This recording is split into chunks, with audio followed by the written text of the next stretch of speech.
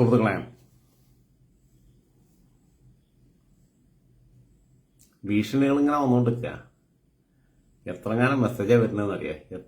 ഇവൾക്ക് എന്താ തിരാന്തുണ്ടെന്ന് എനിക്കറിയില്ല. ഞാൻ പറഞ്ഞില്ല, ഒരാ മനുഷ്യനെ കൊല്ലാനും തകർക്കാനൊക്കെ വളരെ ഈസിയാണ്. ജോസഫ് മാഷ കൈ വെട്ടി, വേറെ എത്ര ആൾക്കാരെ കൊന്നു, ലീഗുകാരെ കൊന്നു, മുസ്ലിങ്ങളെ കൊന്നു. ഇതൊക്കെയാണ് സുഡാപ്പികൾ എന്ന് പറയുന്നത്.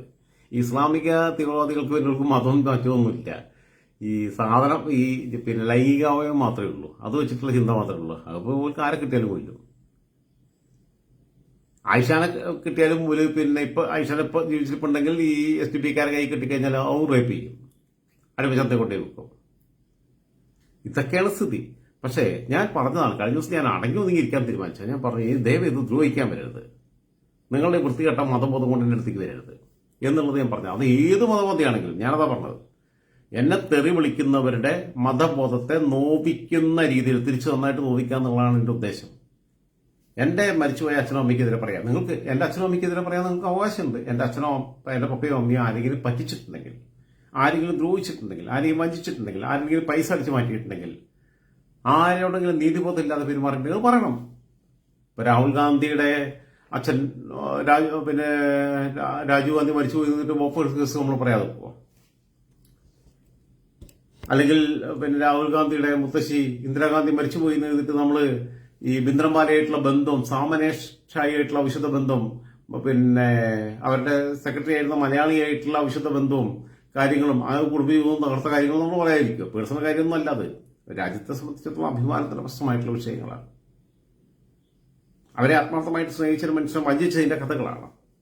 ഫിറോസ് ഗണ്ഡിയെ ഗണ്ഡി പോലും ഒഴിവാക്കിയിട്ട് അവസാനം ഗാന്ധി എന്നുള്ള പേര് സ്വീകരിച്ചു പോയതിന്റെ നെറുകേടുകളെ കുറിച്ചാണ്. അപ്പോൾ എന്റെ പപ്പയോ അമ്മയോ അങ്ങനെ എന്തെങ്കിലും വൃത്തികൾ കാണിച്ചിട്ടുണ്ടെങ്കിൽ പറയണം, ഒരു സംശയമില്ല, മറ്റു വിഷയമില്ല ഇത്. ഇപ്പൊ മന്ത്രി ഗണേഷ് കുമാർ അത് അന്ത കള്ളനായിരുന്നു എന്ന് പറഞ്ഞ എന്താ കുറ്റം?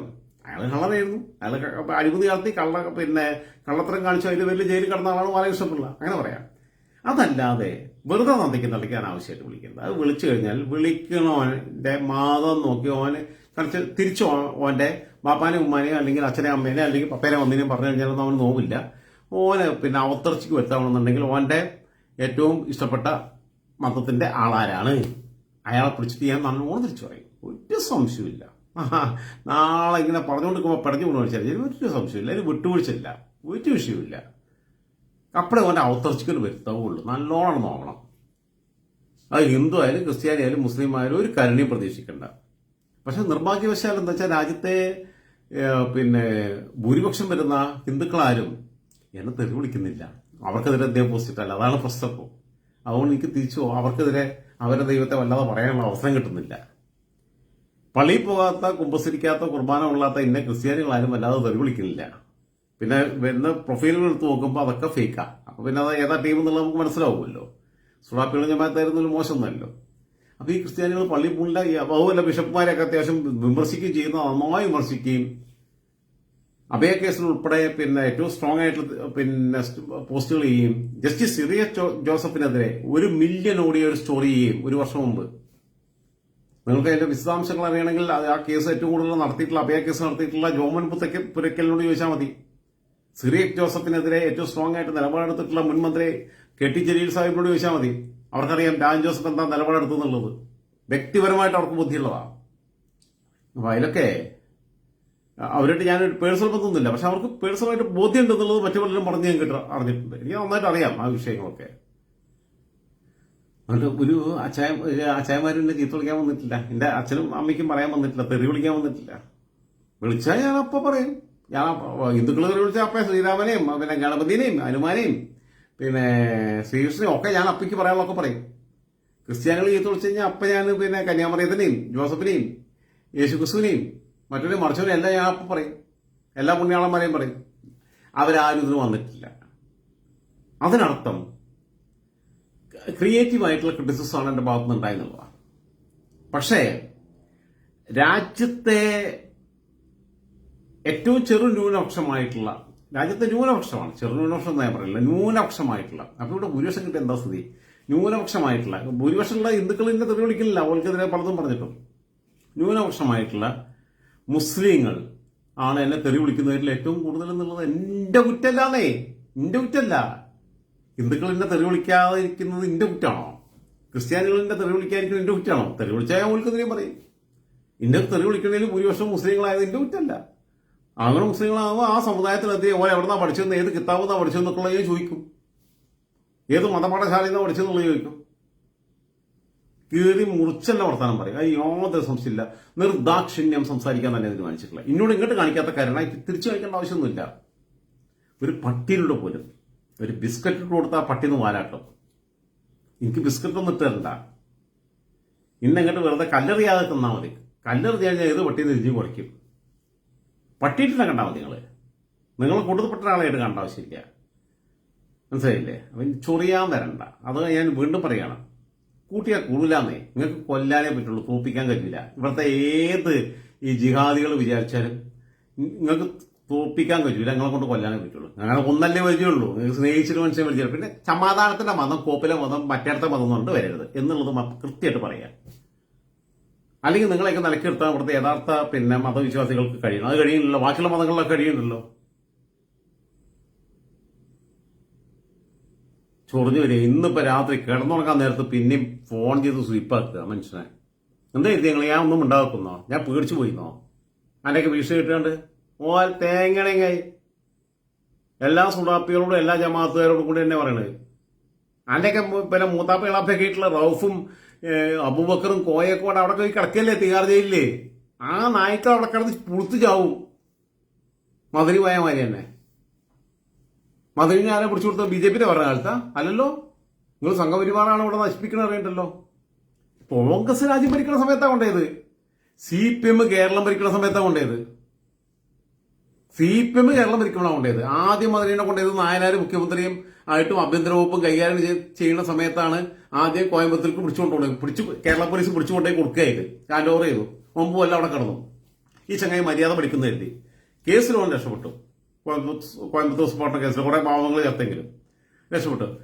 മധുരയുടെ മോചനത്തിന് വേണ്ടിയിട്ടുള്ള മനുഷ്യാവകാശ പ്രവർത്തകരുടെ കൂട്ടായ്മയ്ക്കകത്ത് സജീവമായി പങ്കെടുത്ത ഒരാളാണ് ഞാൻ. ഖത്തറിൽ ഞങ്ങൾ മധുരയ്ക്ക് വേണ്ടിയിട്ട് ഞാൻ ഈ ജമാഅത്തെ ഇസ്ലാമിയുടെ ഇപ്പൊ ഈ മീഡിയ വണ്ണിലുള്ള അജിംസ് എന്ന് പറയുന്ന അജിംസ് താനി നോളെയാണ് കൊടുത്തിട്ടുള്ളത്. അത് പിന്നീട് നമ്മുടെ CPMന്റെ സംഘികളുടെ ഏറ്റവും കമ്മികളുടെ ധീരവനിതയായിട്ടുള്ള സുനിതാ ദേവദാസ് തന്നെ 11 വർഷം മുമ്പ് എനിക്ക് അയച്ച മെസ്സേജിൽ എടുത്തിട്ടുണ്ട്. സുനിതാ ദേവദാസ് അന്ന് ഇത്ര അറിയപ്പെട്ടിട്ടൊന്നുമില്ല. സുനിത തന്നെ പറഞ്ഞിട്ടുണ്ട് അജിംസ് താന്യം വൃത്തികെട്ടവനാണ്. ഫേക്ക് ഐഡി ഉണ്ടാക്കിയിട്ട് പെൺകുട്ടികളായിട്ട് ചാറ്റ് ചെയ്യുക, ബാക്കിയുള്ളവരായിട്ട് ചാറ്റ് ചെയ്യുക, ഓരോരുത്തർക്കെതിരെ ഗോസിപ്പ് ഉണ്ടാക്കുക, വ്യാജ കഥകൾ ഉണ്ടാക്കുക. ഇത് ചെയ്യണൊരുത്തനാണെന്ന്. ഏത് ധീരബോധമുള്ള ഇസ്ലാമാണ്. ജമാഅത്തെ ഇസ്ലാമിന്റെ ഗുണാണ്ടറാണ്. പക്ഷെ ഞാൻ അവനെ വിശ്വസിച്ചിരുന്നു. ഞാൻ അവനായിട്ട് സംസാരിച്ചിട്ടുണ്ട്. അവൻ അനിയൻ ഫിറോസിന്റെ അടുത്ത സുഹൃത്തായിരുന്നു. ഫിറോസ് ജമാഅത്തിന്റെ ഖത്തറിലുള്ള ഏറ്റവും വലിയ നേതാവായിരുന്നു. അങ്ങനെ ഫിറോസും ഞാനും ഒക്കെ കൂടിയിട്ട് മുൻകൈ എടുത്തിട്ട് മദനിയുടെ മോചനത്തിന് വേണ്ടിയിട്ടുള്ള കാര്യം ചെയ്തു. ഞാൻ കരുതി ഇയാൾ എപ്പോഴും നന്നായിട്ടുണ്ടാവുന്നതായിരുന്നു. ഇയാളെ രണ്ടാമത് ജയിലിൽ പിടിച്ചു കൊടുക്കണാരോ? അല്ല, കർണാടക പോലീസിന് കൈമാറി കൊടുക്കണാരോന്നറിയോ? അത് കോടിയേരി ബാലകൃഷ്ണൻ ആഭ്യന്തര വകുപ്പ് മന്ത്രിയാകുമ്പോൾ. അല്ലാതെ കോൺഗ്രസ്സുകാരല്ല, BJPക്കാരല്ല, ലീഗുകാരല്ല, ആരുമല്ല. കോൺഗ്രസിനും BJPക്കും ലീഗിലും ഒന്നും ഇതിലും പങ്കുമില്ല. ഇതിന് പങ്കുള്ളത് CPMന്റെ ആഭ്യന്തര വകുപ്പ് മന്ത്രിമാരാണ്. ആദ്യം നായനാർ പിടിച്ചു കൊടുക്കുന്നു. തമിഴ്നാട് പോലീസിന് 9 കൊല്ലം അവിടെ കൊണ്ടിട്ടു. ഇത് കഴിയുമ്പോൾ നന്നാവുമെന്ന് കരുതി ദുർനടപ്പിനൊക്കെ പോയാലുള്ള ഫലം അനുഭവിക്കും. കേസ് തെളിയിക്കാൻ പറ്റിയില്ല എന്ന് ആരും വിശ്വസനാവണമെന്നില്ല. ജയലളിതന്റെ കേസ് തെളിയിച്ചിട്ടില്ല. ലാലു പ്രസാദ് യാദവിന്റെ കേസ് തെളിയിച്ചിട്ടില്ല. ബാൽ താക്കറയുടെ കേസ് തെളിയിച്ചിട്ടില്ല. ബോംബെ കലാപത്തിന്റെ ഏറ്റവും വലിയ ഉസ്താദാ ബാൽ താക്കറെ. കേസ് തെളിയിക്കപ്പെട്ടിട്ടില്ല. അതേമാതിരി ഇയാളെ കേസ് തെളിയിച്ചില്ല. പക്ഷേ ഇത് കഴിഞ്ഞിട്ട് ഗ്രോവാസു ജസ്റ്റിസ് VR കൃഷ്ണൻ ജീവിച്ചിരിക്കും. അയാൾ മുൻകൈ എടുത്തിട്ട് കൂടി ഇവന് ഈ വലിയ സ്വീകരണം കോഴിക്കോട് കടപ്പുറത്ത് മക്കളെ ഉസ്താദാണ് ഞാൻ കോപ്പട അഗ്രഹാര ജയിലിൽ. അതുകൊണ്ട് അങ്ങനെ കിടന്ന് കഷ്ടപ്പെടേണ്ടി വന്ന്. എന്ത് ഉസ്താദ്? ഒരാരെ ഉസ്താദാക്കിയത്? മദനിനെ. ഇവിടെ വർഗീയ വിധ്വംസക പ്രവർത്തനങ്ങൾക്ക് നേതൃത്വം കൊടുത്തിട്ടുള്ള ആൾ മദനിയാ. എന്തേ മുസ്ലിം ലീഗിന്റെ ഒരൊറ്റ MLA മദനിക്ക് മോചനമാണെന്ന് രംഗത്ത് വരില്ല. കുഞ്ഞാലിക്കുട്ടി പറയില്ല. ET ബഷീർ പറയില്ല. പാണക്കാട് തങ്ങൾ പറയില്ല. കാന്തപുരം മുസ്ലിയാർ പറയില്ല. സമസ്ത പറയില്ല. ഒരൊറ്റ മുസ്ലിം പണ്ഡിതന്മാരും മദനിക്ക് വേണ്ടി എന്തുകൊണ്ടാണ് സംസാരിക്കാത്തത്? കാരണം എന്താ വെച്ചാൽ ഈ സമുദായത്തിനകത്ത് ഭിന്നിപ്പുണ്ടാക്കുകയും വർഗീയവാദികളെ സൃഷ്ടിക്കുകയും ചെയ്തുകൊണ്ടിരുന്നു. പക്ഷെ മദനിക്ക് വിത്ത് വിതയ്ക്കാനേ പറ്റിയിട്ടുള്ളൂ. കൊയ്തെടുത്തത് SDP PFI. ഇദ്ദേഹം ചെറുപ്പക്കാരെ വഴിതെറ്റിച്ചു വിട്ട് വർഗീയ പ്രസംഗങ്ങളിലൂടെ മദനിയൊക്കെ ഒരു 10 കൊല്ലം കൂടി കേരളത്തിൽ നിന്നിരുന്നെങ്കിൽ ഇന്ത്യ മുഴുവൻ കത്തിപ്പോവുകയായിരുന്നു. സങ്കടമുണ്ട്. ഞാൻ ഇന്ന് മദനിയുടെ നേരെ പെങ്ങളല്ല, എളാപ്പാന്റെ മകളായിട്ടുള്ള അവരുടെ മകൻ അജ്മൽ ആയിട്ട് സംസാരിച്ച് കുറേ നേരം ഇന്ന് വൈകുന്നേരം എടപ്പള്ളിയിൽ വെച്ചിട്ട് ഞാൻ പറഞ്ഞു ഇങ്ങനെയൊക്കെയാണ്, അവർക്ക് വിഷമമുണ്ട്. അപ്പോൾ ഞാൻ പറഞ്ഞു അപ്പോൾ മദനിയുടെ മകന്റെ കാര്യമൊക്കെ ചോദിച്ചു, ഞാൻ ഹൈക്കോടതിയിലെ പ്രാക്ടീസ് ചെയ്യുന്ന പയ്യന്റെ കാര്യമൊക്കെ ചോദിച്ചു. അതായത് ഈ മകനെ വയസ്സുകാലത്ത് മാതാപിതാക്കൾക്ക് കാണാൻ കിട്ടിയിട്ടില്ല. ഇദ്ദേഹത്തിന്റെ മക്കൾക്ക് പിതാവിന്റെ സ്നേഹ പരിലാളനകളേക്കാൻ ഒന്ന് ചേർത്ത് പിടിച്ച് ഒരു ഉമ്മ കൊടുക്കാൻ, അല്ലെങ്കിൽ ഒന്ന് മൊനയെന്ന് പറഞ്ഞ് ഇങ്ങനെ തട്ടാൻ ഉള്ള ഉപ്പാന്റെ സ്നേഹം അവർക്ക് അനുഭവിക്കാൻ പറ്റിയിട്ടില്ല. വിഷമമുണ്ട് എനിക്ക് അതിനകത്ത്. എന്തുകൊണ്ടാ ഈ തീവ്രവാദ പ്രവർത്തനങ്ങളുടെ പുറകെ പോയതാ. അതുകൊണ്ട് വരും കാല തലമുറയ്ക്കകത്ത് വലിയ സന്ദേശമായിട്ട് തന്നെ പോകണം. നിങ്ങൾ ഈ വഴി പോയി കഴിഞ്ഞാൽ ഇപ്പൊ റൌഫ് എന്ന് പറയണ ഈ പോപ്പുലർ ഫണ്ടുകാരന് 12 വയസ്സേ ഉള്ളൂ, പട്ടാഭിക്കാരനാ, ആൾക്കാരെ കൊല്ലാൻ നടന്നാ, ഗൂഢാലോചന നടത്തിയ കൊച്ചു കുഞ്ഞുങ്ങളാ. അവൻ നരയിക്കുക, അവന്റെ കുടുംബം അനുഭവിക്കുക. പക്ഷെ ഇവര് കാരണം അനുഭവിച്ച ഒരുപാട് കുടുംബങ്ങളുണ്ട്. സ്വന്തം ഭർത്താവ് കൺമുമ്പിൽ വെച്ചിട്ട് ഇങ്ങനെ മാരകമായിട്ടുള്ള അക്രമത്തിന് ഇരയാവുകയും ജോലി നഷ്ടപ്പെടുകയും ഒക്കെ ചെയ്തപ്പോൾ മനോപീഡനം മൂലം ആത്മഹത്യ ചെയ്ത സലോമി എന്ന് പറയുന്ന ഒരു വീട്ടമ്മയുണ്ട്, ജോസഫ് മാസ്റ്റർ ഭാര്യ. താങ്ങാൻ കഴിയാത്ത മാനസികാഘാതത്താൽ അതിന്റെയൊക്കെ പാപഫലങ്ങളാണ് നിങ്ങളുടെ മക്കളും നിങ്ങളുടെ ഭാര്യമാരും അനുഭവിക്കുന്ന ആയിരിക്കണം. അത് അനുഭവിക്കുമ്പോൾ എനിക്ക് വിഷമമുണ്ട്. ഇനി ഒരു കുഞ്ഞുങ്ങളും ഒരു ഭാര്യമാരും ഒരു മാതാപിതാക്കളും ഇങ്ങനത്തെ പ്രയാസത്തിൽ കൂടി കടന്നു പോകാതിരിക്കാൻ ഇത്തരം വർഗീയതയുടെ പേരിൽ കത്തിയെടുക്കുകയും ആൾക്കാരെ ആക്രമിക്കുകയും ഒക്കെ ചെയ്യുന്ന മതബോധം ഏത് മതമാണെങ്കിലും ചെയ്യുന്നതാണെന്ന് തിരിച്ചറിഞ്ഞ് അത് വലിച്ചെറിയുകയാണ് വേണ്ടത്. ഞാൻ പറഞ്ഞു നിങ്ങളൊക്കെ നിരീശ്വരവാദി, ഈ അക്രമത്തിലേക്ക് പോണേക്കാൾ നല്ല നിങ്ങൾ നിരീശ്വരവാദികളാണ്. നിരീശ്വരവാദികൾ ആരെയും കൊല്ലാൻ പോകില്ലാന്നേ, വൃത്തിയേട്ടവന്മാര്. എന്നിട്ട് കോപ്പിലെ പുസ്തകവും പിടിച്ചുകൊണ്ട് എന്നെ പഠിപ്പിക്കാൻ പറ്റില്ല അല്ലേ? ഇവർ എന്താ പേടിച്ചിരിക്കുന്ന എഴുതിയോ? ഞാൻ കഴിഞ്ഞ ദിവസം ഒരു വീഡിയോ ഇട്ടപ്പോഴത്തേക്കും ഇവർ പേടിച്ചിരിക്കുന്ന എഴുതിയോ? ഓലക്കല മൂടാ. എടോ, മലപ്പുറത്ത് ജനിച്ചു വളർന്ന കാലത്ത് പേടിച്ചിട്ടില്ല, ഖത്തറിലൊന്നും ഞാൻ പേടിച്ചിട്ടില്ല.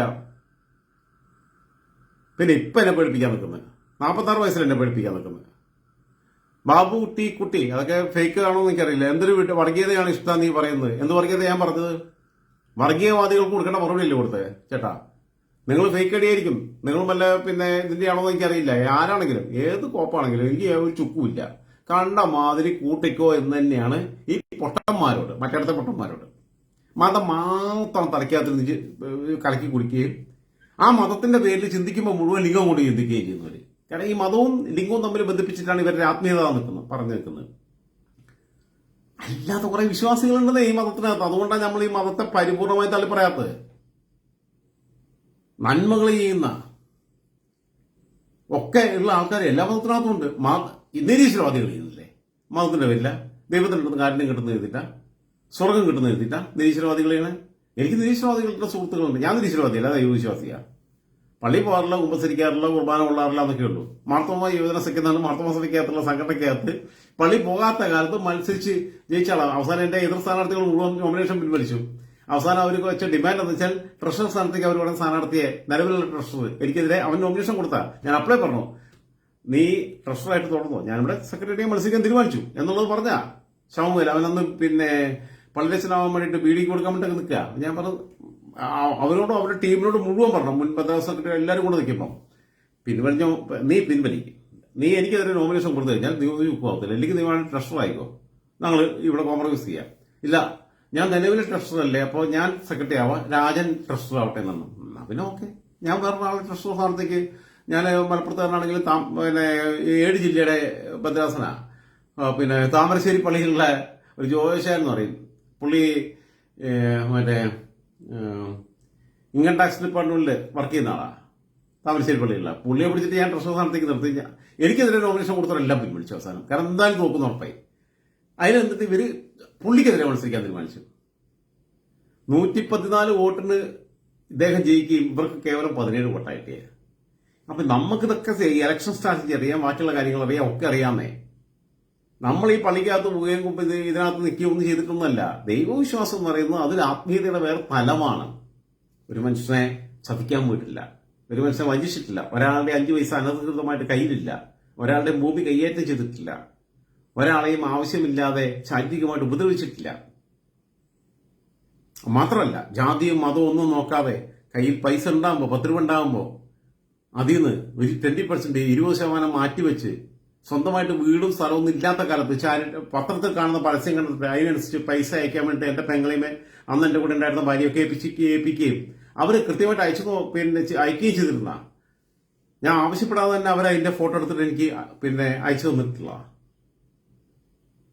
അതിന്റെയൊക്കെ ഗുണവും ആരാലും അറിയപ്പെടാത്ത, ഞാനാണെന്ന് പോലും അറിയപ്പെടാത്ത അങ്ങനെയുള്ള ആൾക്കാരുടെ പ്രാർത്ഥനയും ഒക്കെ കൂടെ ഉണ്ടാവും.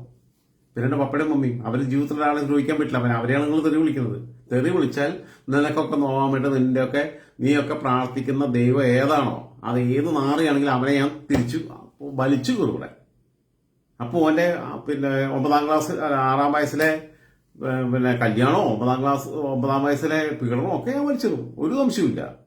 പറയിപ്പിക്കത്തില്ല കൊണ്ട് വെറുതെ ഇങ്ങനെ കൈയിട്ടാൽ ഏത് വായി കൈയിട്ടാൽ കടിക്കാത്ത സാധനം എന്നൊക്കെ പറയുമല്ലോ. അങ്ങനെയൊന്നല്ല. രാജു ജോസഫ് വായിൽ കൈയിട്ടാൽ കടിക്കും, നന്നായി കടിക്കും മാത്രമല്ല വിരലും കടിച്ചു മുറിച്ചെടുക്കും പറ്റുന്നുണ്ടെങ്കിൽ. അത് തിന്നില്ലാന്നുള്ളൂ. കാരണം വെച്ചാൽ മനുഷ്യ മാംസവും കഴിച്ചാലും ഈ വൃത്തികെട്ട ജീവികളുടെ മാംസം കഴിച്ചിരിക്കും ശീലമില്ല. കാരണം നിങ്ങളൊന്നും മനുഷ്യരല്ല. അതുകൊണ്ടാണ് ഇവിടെ കമന്റിട്ട ആൾക്കാരല്ല ഉദ്ദേശിക്കുന്നത്. ഇങ്ങനെ ആക്ഷേപങ്ങൾ ഉന്നയിക്കുന്നവരെ കണ്ട പോലെ കൂട്ടിക്കോ എന്ന് ഒരിക്കൽ കൂടി ആവർത്തിച്ച് അങ്ങേയറ്റത്തെ ബഹുമാനത്തോടെ ആദരവോടെ പറഞ്ഞുകൊണ്ട് ഇൻഷാ അല്ലാഹ് നമുക്കിനിയും കാണാം. അസ്സലാമു അലൈക്കും.